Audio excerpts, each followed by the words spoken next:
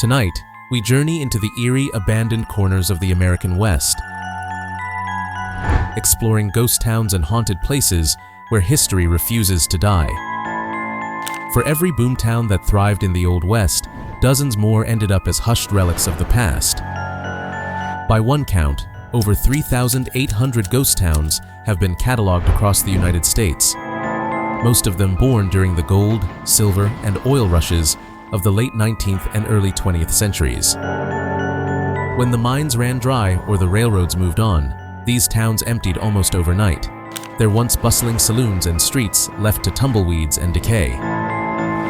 Yet, if local legends are to be believed, some of these places are not entirely silent. Whispers of ghostly footsteps, flickering lights in vacant hotels, and mysterious curses have woven themselves into the lore. Stay with us as we explore the haunted history of the American frontier, from lawless boomtowns turned into ghost towns to grand old hotels where a few guests might have never checked out. The West may have been won, but its ghosts still linger.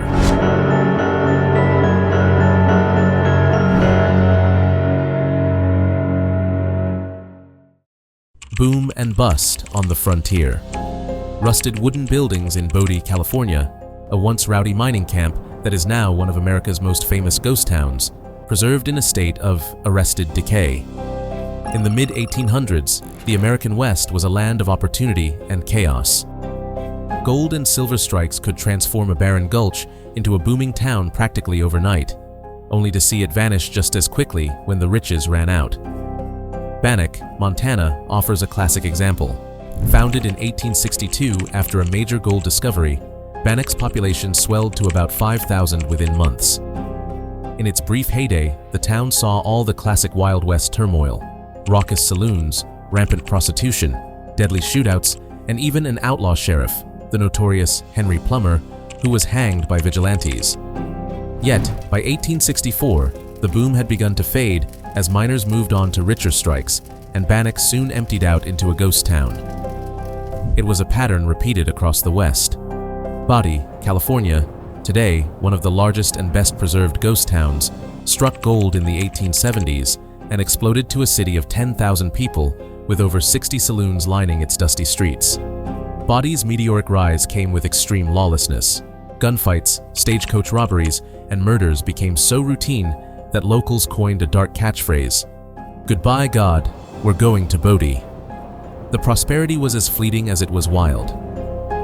By the 1880s, the ore quality had dwindled, and harsh winters, mine accidents, and two catastrophic fires in 1892 and 1932 ravaged the town.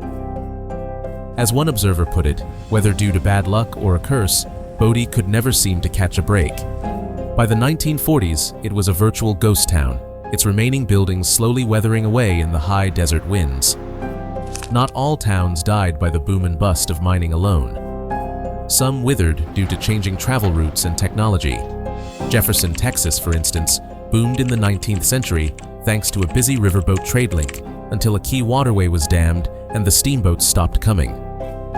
Cut off from commerce, Jefferson's population drained away in the early 20th century, leaving behind a dilapidated huddle of buildings and an official status as a near-ghost town.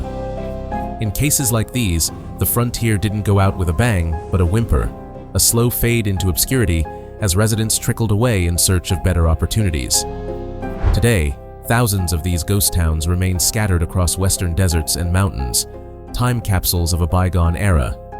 In recent decades, heritage tourism has given some of them a second life, as visitors come from around the world to wander their vacant streets and imagine the lives left behind. But ask the locals, or the ghost hunters, and they'll tell you some otherworldly residents might still linger as well. Ghostly legends and haunted towns. The Wild West didn't just leave behind empty buildings, it left behind stories. As these towns emptied out, tales began to emerge of ghosts and unexplained phenomena filling the void. One of the eeriest reputations belongs to Bodie, California, often dubbed the most cursed town in the West. Bodie's turbulent history of violence and tragedy gave rise to legends that the town is literally haunted. Visitors and park rangers have reported phantom figures and strange occurrences in the remaining buildings. At the old Bodie cemetery, for example, people sometimes hear the playful giggle of a child when no living children are around. Locals say it's the spirit of little Evelyn Myers, a 3-year-old girl who died in 1897 after a tragic accident, whose grave is marked by a stone angel. Dubbed the Angel of Bodie, her tiny ghost is said to laugh and play among the tombstones, a bittersweet reminder of the lives that once animated this now silent town. Perhaps the most famous Bodie legend is the curse of Bodie. According to lore, anyone who dares to remove even a pebble or artifact from the ghost town will be plagued by terrible bad luck until the item is returned. It might sound like pure superstition, except that the park rangers at Bodie State Historic Park regularly receive dozens of curse letters from former visitors, often containing pilfered objects being sent back. I thought it was a joke, but it wasn't at all. Things are happening that are very hard to explain, wrote one remorseful tourist in a typical letter. Such letters, frequently anonymous and full of apologies, arrive about once a week, filled with nails, coins, glass shards, and other trinkets that thieves turned believers are mailing back in hopes of lifting their misfortune. Over the decades, so many cursed items have been returned that the Park Museum now displays a collection of these guilt-ridden missives. Ironically, this infamous curse wasn't born in gold rush times at all. It was started in the 20th century by park staff as a clever ploy to deter theft. Yet, much like the ghosts it invokes, the legend took on a life of its own. Today, the curse of Bodie is as much a part of the town's lore as any factual history. A modern ghost story that keeps people honest and maybe a little spooked. Bodie may be the West's most cursed town, but it's far from the only place where ghost stories abound. Travel a state over to Nevada, and you'll find the crumbling mining town of Goldfield, once the largest city in Nevada during its 1905 boom, now famous for its haunted Goldfield Hotel. In its glory days, the Goldfield Hotel was the most luxurious hotel between San Francisco, but today, paranormal investigators consider it one of the scariest places on Earth. Why? Legends say a woman named Elizabeth haunts its rooms, a tragic spirit tied to Goldfield's past. According to stories, Elizabeth was a local prostitute who became pregnant by a wealthy mine owner, George Wingfield. To hide the scandal, Wingfield allegedly chained her in room 109 of the hotel and kept her prisoner. After the baby's birth, both mother and child vanished. Some say he murdered her, and even threw the infant down a mine shaft beneath the building Travel Nevada. Whether truth or myth, visitors over the years have sworn they've seen Elizabeth's ghost roaming the halls or heard her sobs echoing from that infamous room. Others have reported smelling phantom cigar smoke in the lobby, attributed to Wingfield's restless spirit, or even being attacked by an unseen force known as the Stabber. The hauntings at Goldfield are so renowned that ghost hunting TV crews regularly visit. The Ghost Adventures team led by Zach Bagans has featured the hotel multiple times in their pursuit of paranormal evidence. Head down to Arizona and the ghostly tales continue. Jerome, Arizona is a former copper mining town that was once so wild it earned the nickname the wickedest city in the West. During its boom, Jerome was awash with saloons and brothels, and, notably, it opened a large hospital on the hill in 1917. That hospital saw an estimated 9,000 deaths in just a few decades, victims of mining accidents, illnesses, and the 1918 flu. As the mines petered out, Jerome's population collapsed from thousands to just a few dozen souls by the 1950s, leaving it a near ghost town. But if you visit today, you might book a room at the Jerome Grand Hotel, which is actually the renovated old hospital building. Guests who stay there have reported some spine-tingling nightly visitors. They speak of lights flickering, doors opening on their own, and phantom footsteps echoing in empty hallways, as if the spirits of that ill-fated hospital are pacing through their rounds. Spend a night, and you may find you're not as alone as the guest register would suggest. Even towns that aren't completely abandoned can carry a haunted reputation. Jefferson, Texas, for example, still has a couple of thousand residents, yet it proudly wears the title of the most haunted town in Texas. Stroll through Jefferson's historic downtown, and locals will eagerly share ghost tales. The figure of a man in a long black duster coat appearing and vanishing on the old streets, or a headless specter roaming the halls of a bed and breakfast. Nearly every 19th century building in the town has some spooky story attached, creating an atmosphere where the past feels unusually present. As one writer quipped, "A ghost town just isn't a ghost town without a few actual ghosts wandering around." From Tombstone, Arizona, where the shadows of gunslingers are said to linger at the OK Corral and Birdcage Theater, to Virginia City, Nevada, where the spirits of prospectors supposedly still belly up to the bar, the American West is overflowing with spectral lore. These haunted tales blur the line between history and myth, ensuring that the legacy of these towns is not only seen in the weathered wood of their buildings, but felt in a chill down the spine. Modern obsession and cultural legacy. The historic Stanley Hotel in Estes Park, Colorado, a grand 1909 lodge famous for its paranormal guests. Stephen King's stay here inspired The Shining, cementing the Stanley's place in pop culture as a real-life haunted hotel. It's not just historians and Old West enthusiasts who keep these places alive. It's also ghost hunters, storytellers, and the curious public drawn to their mystique. In an era of satellites and smartphones, there's something irresistible about the idea that some mysteries still linger unsolved in dusty old towns. The fascination with ghost towns and haunted sites has itself become a cultural phenomenon. Many Western ghost towns have been preserved as state parks or museums, where visitors can walk through abandoned churches and saloons by day, then join lantern-lit ghost tours by night. In Bannack, Montana, for instance, the park rangers host annual Halloween-time ghost walk events, bringing the empty streets alive with costumed reenactors and chilling tales from the town's past. Crowds gather to experience that surreal blend of history and the supernatural. One moment learning about 1860s gold prospectors, the next moment perhaps shivering at a sudden cold spot in an old hotel. Across the West, ghost tourism is booming. Towns that once crumbled in neglect now capitalize on their spooky reputations. Jerome holds yearly celebrations of its haunted history. Tombstone's historic district offers nightly spirit tours, and places like Calico, California, or Virginia City, Montana, draw travelers with the promise of stepping back in time, and maybe into the realm of ghosts. This trend isn't entirely new. Folklore around these sites has been growing for decades, but the internet age has supercharged it. Online forums and social media groups unite amateur paranormal sleuths to swap photos of strange mists in old buildings, or eerie EVP recordings purportedly captured in deserted mines. Enthusiasts pore over old maps and records, hunting not for gold, but for clues to who might be haunting these locales. It's a kind of ongoing crowdsourced investigation into the past, and the result has been a renaissance of interest in ghost towns as Americana.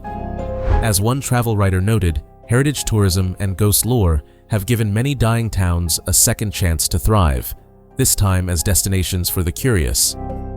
Popular media, too, has fallen under the spell. Dozens of TV shows, books, and movies have been inspired by Western hauntings. Perhaps the most famous example is the Stanley Hotel in Colorado, a majestic 1909 hotel that famously hosted author Stephen King in the 1970s and inspired his best-selling horror novel, The Shining. In King's story and the iconic film adaptation, a grand mountain hotel is the site of ghostly evil, and the real Stanley Hotel has embraced that identity. It offers nightly ghost tours to visitors, and guests request the Stephen King room, hoping for a brush with its resident spirits. The Stanley has thus become a pop culture landmark, illustrating how a true piece of Western history can transform into modern legend. Likewise, Western ghost towns frequently serve as evocative backdrops in movies and TV, from classic westerns that use abandoned towns for shootout scenes, to horror films and even cartoons that riff on the trope of a deserted, haunted frontier town. Even video games let players wander virtual ghost towns, confronting outlaw phantoms or unraveling cursed mine mysteries. In short, these places and their legends have seeped into the American imagination. They represent romance and ruin, adventure and eeriness all at once. And let's not forget the community of dedicated sleuths and scholars who treat these mysteries with almost academic fervor. Just as some citizen detectives obsess over unsolved crimes, like our previous episode on D.B. Cooper, there are countless others obsessed with unsolved hauntings. They compile volumes of research on each site's history, trying to separate fact from fiction. They set up night vision cameras in empty jails and test EMF meters in long-shuttered hotels. Every few years, a new theory or discovery will make waves, perhaps a descendant's memoir that sheds light on a murder that gave rise to a ghost story, or a technological find, say LiDAR scans revealing hidden graveyards outside town. Yet for all the efforts, the ghosts stubbornly refuse to submit to definitive proof or debunking. And maybe, deep down, that's part of the appeal. As one observer put it, these haunted sites occupy a unique space between cold history and folklore, where we have plenty of factual evidence of the past, but also an inviting void that imagination is free to fill. The haunting of the American West. So, what are we to make of the ghost towns and haunted places of the West? In many ways, they are time capsules of America's turbulent frontier, places where you can literally see the echoes of history in an empty saloon or a collapsed mine shaft. But beyond their historical value, it's the mystery that captivates us. Each old town and decrepit hotel is like a story with its final chapter missing. Did the outlaw really bury his gold before he died? And does his ghost now guard it? Who is the weeping woman that so many have heard in the dead of night at the hotel on the hill? We might never know for sure, and oddly enough, that's what keeps us hooked.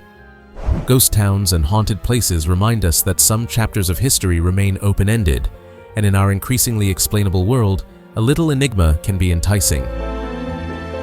These stories also speak to a deeper truth about the West.